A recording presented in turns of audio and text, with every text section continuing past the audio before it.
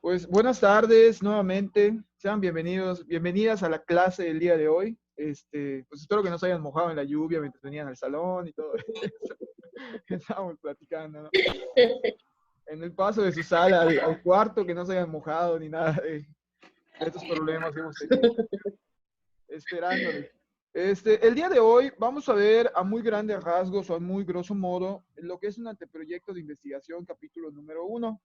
Posteriormente a esto, les voy a explicar cómo vamos a estar funcionando en la medida de lo posible. La parte del el capítulo 1, cómo va a quedar en extensión, porque pues no podemos manejar una misma extensión que para grupos regulares. Y se trata de que ustedes aprendan o comprendan la complejidad de un proyecto de investigación, aunque no necesariamente pues sea abarcado todo lo que es la extensión como tal. Entonces, el día de hoy vamos a platicar acerca del capítulo número 1, qué lleva, cómo se considera cada elemento y cómo se hace la vinculación en función al tema. Ok. Primeramente, todo tema de investigación va a surgir de una idea. Obviamente las ideas son diversas y a cada equipo había manifestado sobre qué va a investigar y pues posteriormente se les apoyó para que ustedes ya definieran cuál sería el tema como tal. Pero el tema se divide en dos partes, la fundamentación teórica y la fundamentación práctica. La fundamentación teórica, pues son todos los elementos que deben de llevar como tal y que sirven para explicar el problema desde la perspectiva de autores o de gente profesional que ha intervenido en la situación. Y el marco teórico y el capítulo 1, pues son el claro ejemplo de esta parte de fundamentación teórica. Posteriormente a eso viene una metodología y resultados que hoy te voy a platicar a qué hacen referencia. Bien. Entonces, el primer elemento del que vamos a platicar el día de hoy es el capítulo número 1 y específicamente vamos a platicar de los antecedentes. ¿Qué es un antecedente? ¿Cómo hacer un antecedente? ¿Qué elementos lleva un antecedente? ¿Y por qué es importante para una investigación? Cuando nosotros vamos a explicar una situación, por lo regular no solamente explicamos el punto, sino que explicamos todo lo previo que hubo a la situación. Es decir, si yo veo que una persona se cayó, obviamente la acción inmediata es se cayó, pero ¿qué la llevó a caerse? ¿Cómo se cayó? ¿De qué forma cayó? Todo ese tipo de elementos forman parte de los antecedentes y a la larga, pues son estos antecedentes los que te van a explicar cómo ha estado la situación, cómo se ha investigado la situación, qué se ha dicho y qué no se ha dicho. Muy bien. Entonces vamos a platicar de los antecedentes. ¿Qué se describe en los antecedentes o qué es lo que lleva un antecedente? En los antecedentes se van a describir trabajos realizados por otros investigadores. Claro, ¿cómo vas a encontrar el antecedente o cuál es la forma más objetiva de encontrar un antecedente? Primeramente en el buscador vas a escribir el nombre de tu tema, inclusive desglosando el tema para que pudieras fundamentar más el antecedente. Te vas a encontrar con que no está en la investigación tal cual como la que tú tienes posiblemente, pero sí hay algunos trabajos vinculados directamente a la temática. A todos estos se les considera antecedentes, censos en años anteriores que se hayan hecho, supuestos teóricos, tesis, disertaciones, todo aquello que se ha hecho con antelación y que ha hablado, abordado o ha tratado de abordar a cierto rango tu temática de investigación. ¿Para qué sirve un antecedente? Cuando tú investigas sobre algo, normalmente la concepción que tú le das va fundamentada en algo que tú esperas de acuerdo a tu contexto. El antecedente nos va a servir para entender la situación desde una perspectiva previa, es decir, de todo lo que se ha dicho, de todo lo que se ha trabajado sobre el tema, para que cuando yo ya llegue a lo que va a ser tu descripción del tema, ya tenga una idea de qué tanto ha sucedido y qué visión o qué concepción es la que tú le estás dando al tema de investigación como tal. A eso se refiere el antecedente. Es necesario mencionarte que los antecedentes, como su nombre lo indica, son antes de, y normalmente para la investigación lleva un rango de tiempo, ¿no? Un antecedente se considera válido solamente durante 5 años, pero porque es primera vez que vamos a hacer un proyecto de esta magnitud, el rango de antecedentes va a ser de 10 años. Es decir, que tú puedes manifestar todos los que han sido antecedentes o todas las investigaciones que se han hecho previas a tu tema de investigación del 2010 al 2020. Ese va a ser el rango que vamos a estar trabajando. ¿Sí, sí me expliqué? ¿Sí les quedó claro esta parte? Sí, maestro, está muy claro. Muy bien. El antecedente como tal tiene una función principal, manifestar el año en el que se dio la situación. Es hacer una mención anecdótica o histórica de cómo ha ido evolucionando el problema desde años anteriores y cómo se ha ido trabajando. ¿Qué va a pasar? Que, por ejemplo, hay temas o antecedentes que son muy antiguos. Cuando el antecedente es muy antiguo, se busca que una persona lo haya citado o lo haya investigado, lo haya o tomado como un referente teórico durante años más posteriores, es decir, durante años más recientes. A esto, por ejemplo, voy a dar un ejemplo, ¿no? Queremos hablar de la psicomotricidad, estrategias de psicomotricidad.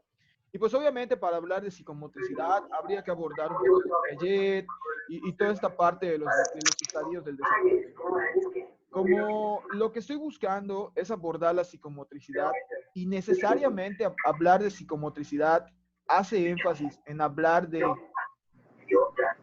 Tiene un audio encendido, ¿verdad? Ahí está. Y necesariamente hace referencia a hablar de Piaget, pero a lo mejor Piaget dio este enunciado hace más de 50 años. ¿Qué va a pasar? Que voy a buscar a un autor que haya citado a Piaget en un rango de tiempo del 2010 al 2020.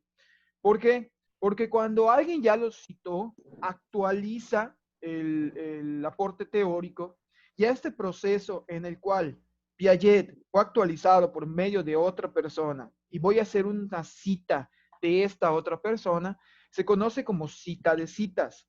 ¿Cómo se trabaja esto? Imaginemos que Piaget lo dijo en los años 40, ¿vale? Piaget, 1940, citado en, vamos a imaginar que Fernández, citado en Fernández, 2014, enuncia que este tipo de citas son las que nos van a ayudar más cuando el antecedente es demasiado antiguo o el antecedente está demasiado descontextualizado en cuanto a la época actual. Pero no lo podemos omitir. De todas maneras, el manualito APA ya les va explicando un poco más esta parte. Bien. Por acá tengo algunos ejemplos de antecedentes. Bueno, realmente, ¿cuáles son las 3 preguntas que debe de contestar un buen antecedente? ¿Qué se sabe del tema? ¿Qué estudios se han hecho en relación a él? ¿Y desde qué perspectiva se ha abordado? El que se sabe del tema es hasta ahora qué conocimiento hay, ¿no? ¿Qué conocimiento podemos inferir del tema? En el caso de la educación especial, el que se sabe del tema inclusive son los diferentes cambios a las características de una necesidad específica como tal.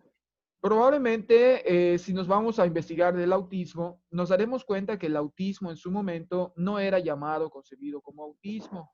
Posteriormente, cuando se comienza a llamar autismo, no se vinculaba con que habían diferentes niveles de intensidad, hasta que posteriormente se va dando esta clasificación.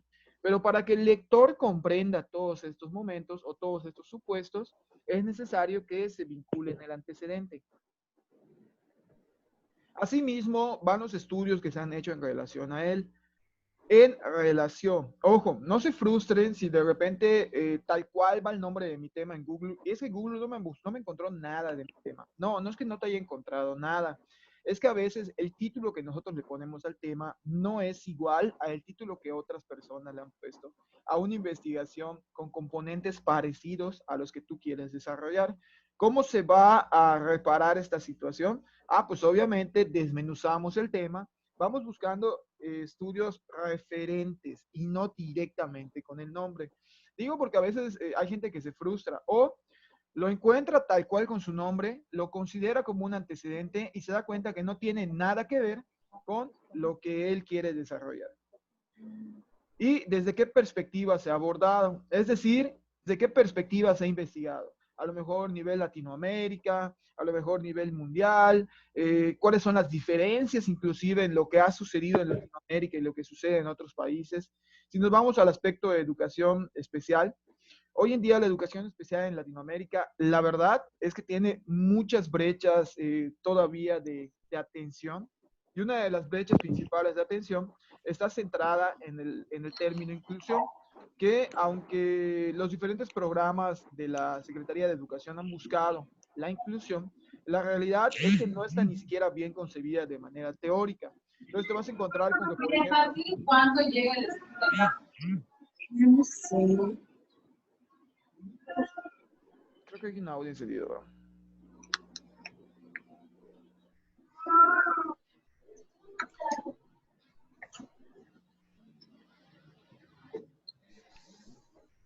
Estoy buscando quién es, permítame. Ahí está, creo que es. Les comentaba, lo que para España, por ejemplo, es inclusión, pues obviamente para Latinoamérica es una concepción distinta. Entonces, todo esto se va a poder ver en el apartado de los antecedentes. Bien. Como, a pesar de que aquí tenemos bastantes reseñas de cómo son los antecedentes, algo que me gusta mucho es ver este esquema para que ustedes comprendan cuáles son los antecedentes y cómo ir vinculando antecedentes. Digo, yo sé que me estoy saltando información, pero como les comenté la clase pasada, lo estoy haciendo en función a dos situaciones. Uno, es el segundo momento de clases, y en el segundo momento ustedes saben que pues los maestros nos vamos un poco más aligerados, por ponerle un término. Y en un segundo punto se trata de que veamos el proyecto como tal, aunque sea flashazos de cada pedazo o de cada elemento. Bien, en ese sentido, los antecedentes de la investigación cumplen con ciertas características. Primeramente, se obtienen de la revisión bibliográfica, claro. Y claro está que a pesar de que ya no utilizamos tanto los libros, y digo ya no utilizamos porque hoy en día el acceso a los libros pues ya está más vinculado con las bibliotecas, y gracias a la tecnología que hoy en día tenemos, los libros ya se han indexado, ya están de manera digital o en materia digital. ¿Esto a qué nos ha llevado? A que hoy en día la revisión bibliográfica sea totalmente digital, es decir, por medio de la Internet. Eh, ¿Alguien tenía algunas dudas acá? ¿Todo está claro? Sí, maestro. Perfecto. En ese sentido, al hacer pues una revisión bibliográfica, obviamente nos vamos a vincular con los espacios electrónicos o los espacios de las plataformas electrónicas, bibliotecas como EBSCO, bibliotecas como ESCielo, son espacios que hoy en día se utilizan con los fines de la revisión bibliográfica. Es necesario comprender que la revisión bibliográfica se hace a conciencia y no se hace simplemente por hacer. ¿A qué me refiero con todo esto? No se puede revisar únicamente a grandes rasgos y decir, este tema tiene una palabra como la que tiene mi tema. Vamos a poner un ejemplo, estrategias metodológicas. Estás revisando en internet y te encuentras con una investigación sobre estrategias. Tiene la palabra estrategias, va a mi antecedente. No, sino que es abrir el archivo y revisar que realmente corresponda. ¿Quién sabe si lo que estás abriendo no son estrategias físicas o a lo mejor estrategias financieras y no tienen nada que ver con lo que estás investigando? Es necesario que esta concientización se haga presente en la revisión bibliográfica. ¿Qué son los antecedentes? Pues son referencias sobre investigaciones anteriores que obviamente se van a relacionar con la investigación en curso. Los antecedentes se dividen en dos, como son teóricos. Los teóricos, pues aquí tienen la clasificación, los documentales, los libros, las revistas científicas y los diccionarios especializados. Se dice que es teórico porque pues es únicamente para definir. No hay una fundamentación práctica, son nada más supuestos teóricos acerca de la situación.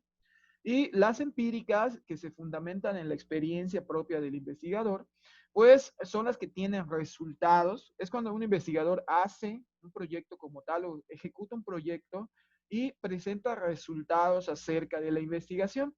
ya sea resultados cuantitativos o cualitativos.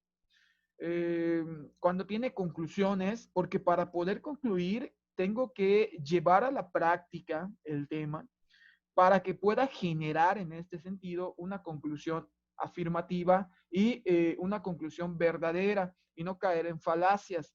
No puedo concluir algo que no conozco o que no he comprobado. Y también son empíricas cuando manifiestan recomendaciones. Cuando alguien hace una investigación, lleva a cabo un proyecto y lo termina, normalmente van apareciendo algunos detalles en el camino. Esos detalles se manifiestan en recomendaciones para que si otra persona quisiera investigar el mismo tema, pues tomar en cuenta estos detalles al momento de querer hacerlo. Es lo que les comentaba, los resultados pues van a surgir sobre datos cualitativos y datos estadísticos. Bien. ¿Hasta aquí alguna duda de los antecedentes? Porque con esto voy acabando el tema de antecedentes. Básicamente era una repasada muy rápida de qué es un antecedente como tal. ¿Todo bien? ¿Todo claro? Obviamente el chiste de una investigación no es que ustedes tomen, copien y peguen, sino es que lean la información, la comprendan y la parafraseen. ¿Qué quiere decir parafrasear? Leo, comprendo y posteriormente a la comprensión que estoy haciendo, manifiesto la idea con mis palabras, pero siempre citando al autor que fue quien me dio esa idea. ¿De acuerdo? Si lo hago sin mis palabras, sin citar al autor, estoy cayendo en plagio porque estoy robándome la idea y la estoy manifestando como si fuera mía. Este tipo de cuestiones llevan a que en algunos casos, inclusive, algunas universidades no te quieran dar el título, ¿no? Cuando se detecta el plagio. Digo, hay universidades que sí lo manejan muy estrictamente y si te detectan un plagio dentro de la investigación, posteriormente a todas las revisiones, te genera el plagio y pues ya no te dan el documento. Recordamos un caso muy famoso, ¿no? El del presidente. No sé si se acuerdan de, se me fue su nombre, Peña Nieto, cuando andaban diciendo que su tesis era falsa y que era un copia y pega. Efectivamente. O sea, recordando ese tipo de casos para no caer en ello. Muy bien. Entonces, antecedentes, listo. Vamos al planteamiento del problema. ¿Qué es un planteamiento del problema? Ok, ya vimos el primer elemento de nuestro proyecto de investigación y pues el primer elemento precisamente son los antecedentes, que como les puedo repetir, el antecedente tiene dos tipos de fundamentaciones. Pues obviamente como tal tiene una fundamentación teórica en la medida de lo posible y por otra parte pues también tiene una fundamentación práctica cuando se tratan de resultados. Ahora, ¿cómo identificar uno y otro? Pues únicamente necesitamos lectura. Y esa lectura tiene que ser una lectura a conciencia. No se puede únicamente hacer una lectura como tal y decir, ah, ya está, yo creo que sí se relaciona con mi tema. Y no, no es, yo creo que sí, es, debe de haber una relación manifiesta de por medio. Bien. En cuanto al planteamiento del problema, se muestra la importancia que tiene de estudiar sobre el tema. Ya te manifesté qué ha sucedido, qué ha pasado, qué ha estado de por medio. Ahora, ¿qué tan importante es estudiar el tema? Todo esto se manifiesta en el planteamiento. El planteamiento del problema es la parte en la que no quiero que copien ni peguen nada, y obviamente no se debe de hacer. Es cuando ustedes van relatando el problema desde su propia perspectiva, es decir, desde la perspectiva docente, porque son temas educativos. ¿Cómo se da el problema? ¿Qué identificación tiene? ¿Qué síntomas presenta? ¿Cómo se relaciona con el contexto? ¿Cómo afecta inclusive a los niños o adolescentes que están inmiscuidos en la situación? Todo esto se hace en el planteamiento del problema, que pues va con las palabras de la persona y se plantea en función de tratar que lo que estoy manifestando realmente esté vinculado, tenga una redacción adecuada y sobre todo haga que la persona se contextualice.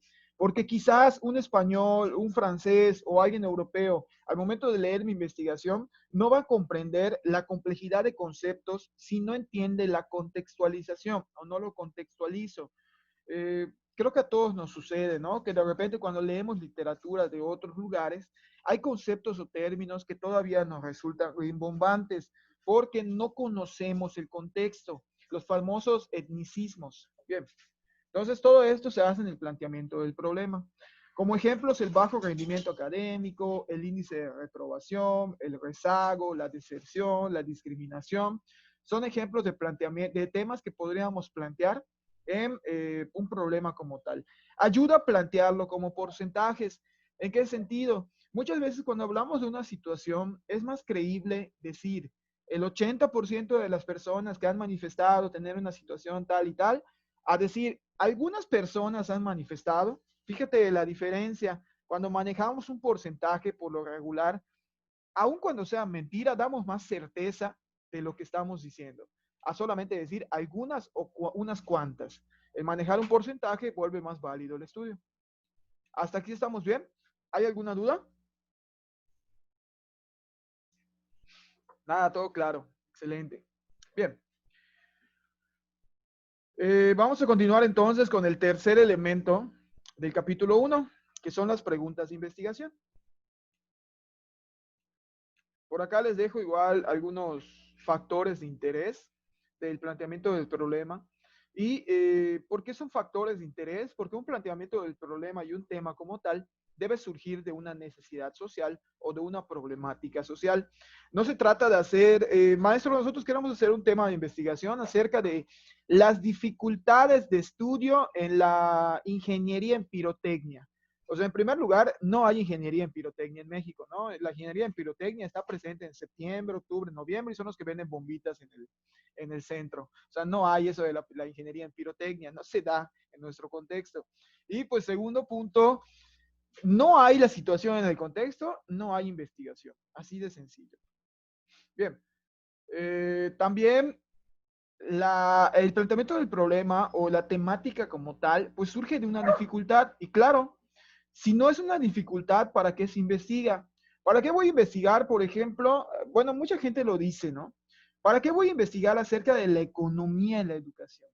Cuando sabemos que investigar de la economía en la educación no hace que nos paguen más, ni tampoco hace que las escuelas sean mejor equipadas. Investigamos en qué se deslinda el sueldo, investigamos en qué se desvían los recursos, pero pues a la larga no tiene ninguna característica que nos lleve a solucionar algo, ni tiene ninguna ganancia. Es investigar acerca de dificultades que realmente puedan tener una solución. No podemos solucionar el problema de la economía, a menos que seamos Carlos Slim por allá, ¿no? Si no, no, imposible. Bien. Ahí está. Entonces tenemos el planteamiento del problema. Listo. Vamos a las preguntas de investigación. ¿Qué es una pregunta de investigación? Obviamente, después de explicar la situación a grandes rasgos, después de manifestar cómo anda el suceso, después de manifestar qué se ha dicho, qué no se ha dicho, qué ha pasado, qué no ha pasado, eh, cómo se está dando en Mérida o en el pueblo en donde estoy dando clases, o bueno, donde tú quieras, en esta escuela pública, en esta escuela privada, cómo se esté dando, van a surgir preguntas de parte del propio investigador. A esto se le conoce como preguntas de investigación. Yo ya relaté cómo está la situación vamos a poner un ejemplo de algo que sucede mucho en México, ¿no? La falta de contextualización a las pruebas nacionales, donde la mayor parte de las pruebas nacionales trae problemas que se derivan del contenido que se ve en el centro del país y no el contenido de cada estado. Bueno, hay una falta de contextualización en las pruebas, lo cual nos ha llevado a que hoy en día presentemos índices muy bajos de rendimiento y obviamente sí, porque el alumno a veces ni siquiera entiende lo que le estás preguntando. Bien, ya relaté cómo está la situación, cómo se dan de tope los pobres alumnos, cómo tienen problemas para entender algunas palabras, cómo aunque los pongas a buscar en el diccionario, pues todavía tienen una problemática para comprender algunos sinónimos o algunas formas del habla. Ya lo hice. Ahora, ¿qué quiero saber específicamente del tema? Por ejemplo, de esta temática que les acabo de enunciar, ¿qué me gustaría conocer? ¿No? ¿Qué pregunta tendría de por medio? ¿Qué pregunta tendrían ustedes acerca de este problema, de lo que estábamos platicando? ¿Qué preguntas sacarían? ¿Qué les interesaría conocer?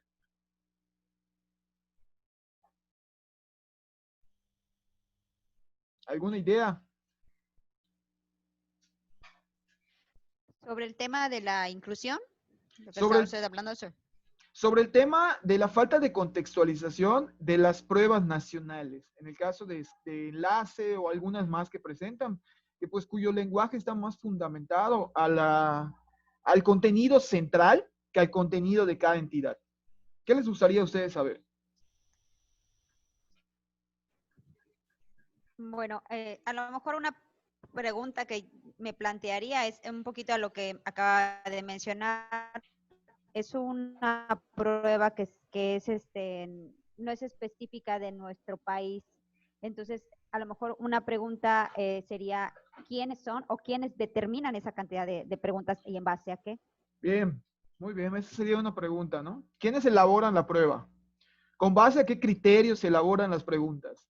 ¿Qué contenidos se abordan? Esas son preguntas de investigación, ¿vale? Son aquellas situaciones que queremos conocer de nuestro tema. Una vez que ya relatamos la situación, ahora sobre qué preguntas vamos a girar, qué es lo que vamos a contestar con nuestra investigación.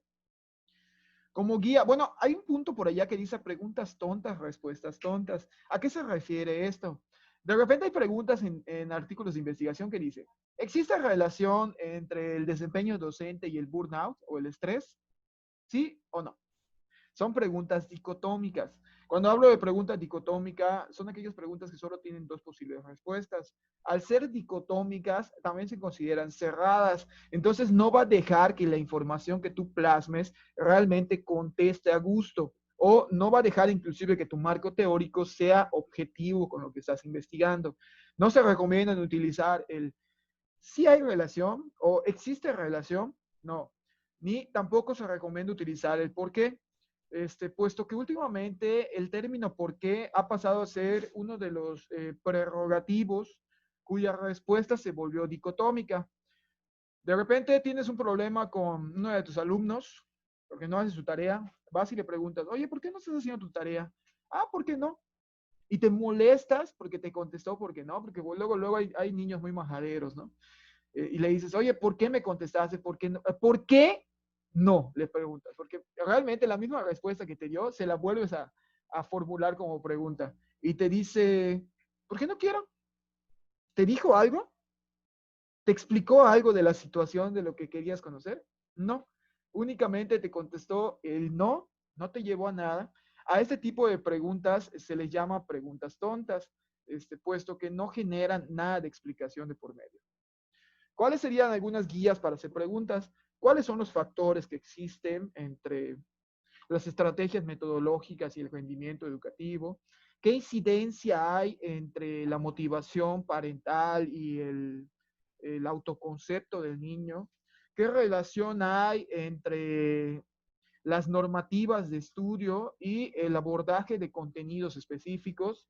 ¿De qué manera se podría contextualizar la prueba nacional para que el lenguaje sea comprendido en su mayoría? Este tipo de guías te van a ayudar a que realmente la investigación sí aborde lo que debe abordar y sea una investigación que valga la pena y no esas tesis que al final de cuentas terminan como para detener las puertas, ¿no? Como ese bloquecito que para que no se cierre la puerta la pones allá, nada más porque pues está gorda, pesa y porque pues nadie más la quiere agarrar.